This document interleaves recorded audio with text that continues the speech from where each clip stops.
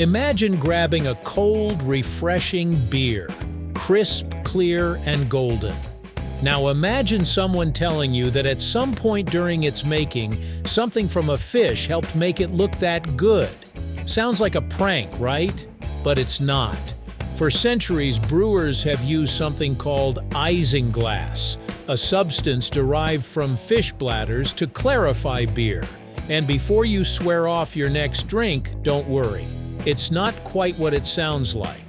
Today, we're diving into one of the strangest, most surprising secrets in brewing, fish bladders in beer, right here on History of Simple Things.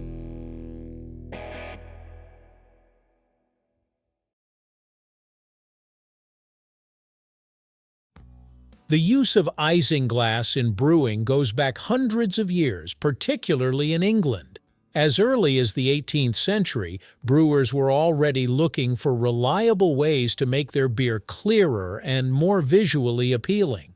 Back then, cloudy beer wasn't necessarily considered bad, but clarity became a sign of quality and craftsmanship.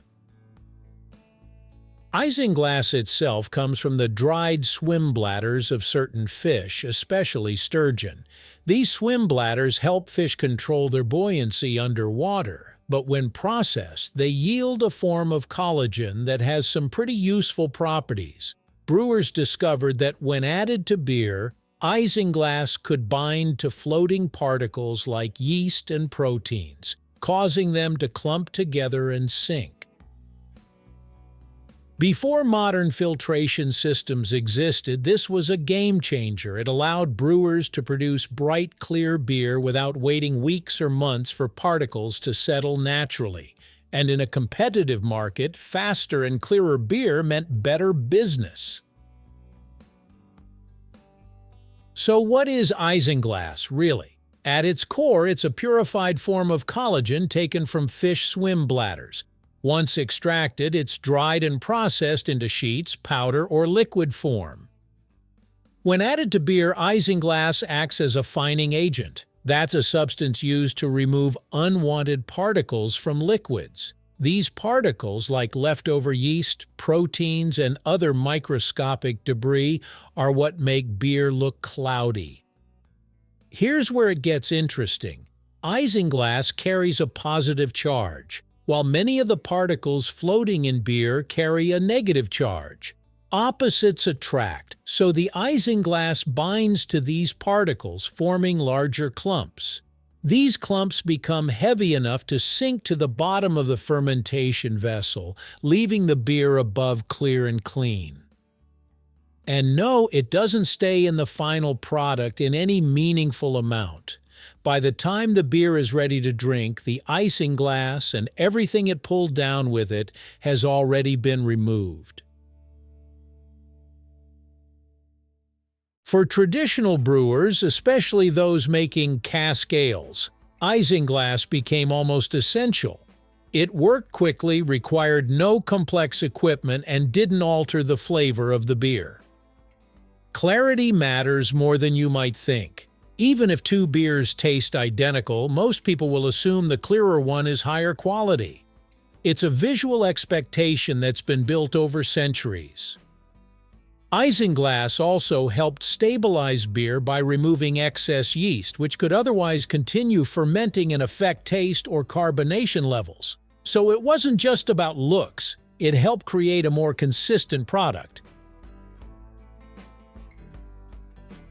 So is there actually fish in your beer?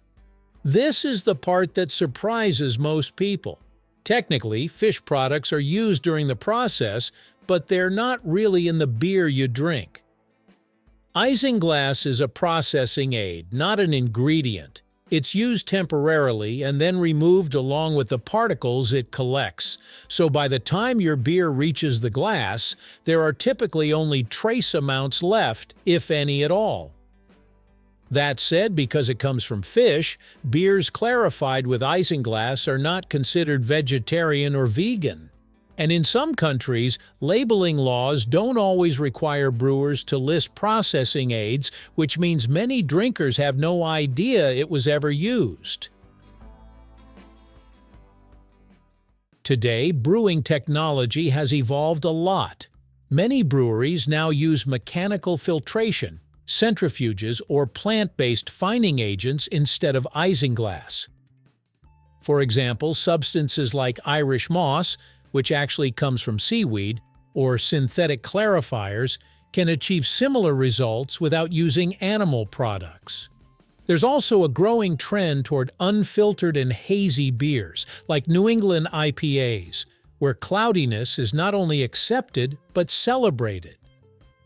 Because of this, isinglass is becoming less common, especially among craft breweries that cater to vegan or ethically conscious consumers.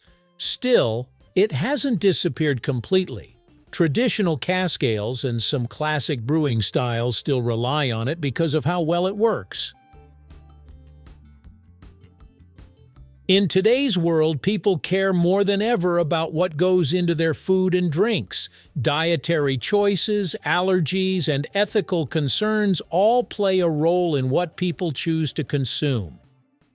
For vegans and vegetarians, the use of isinglass can be a deal-breaker, even if it's only used during processing.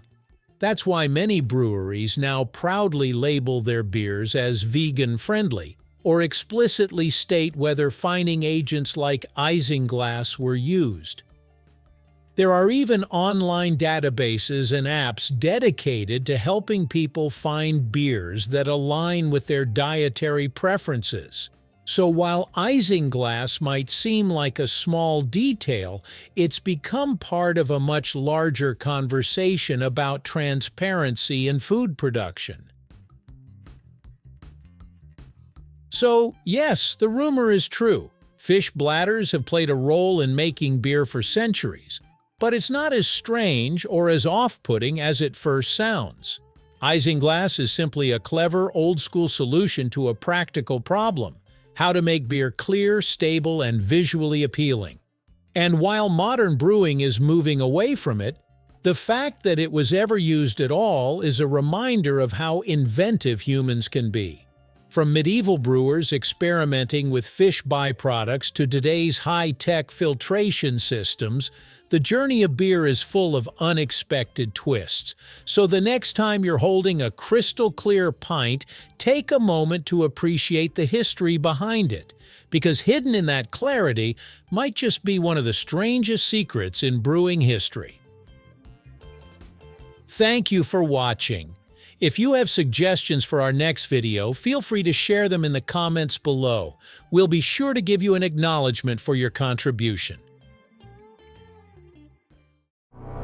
Thank you for joining us on this journey through the history of simple things. Don't forget to like, subscribe, and stay tuned for more stories woven through the smallest details.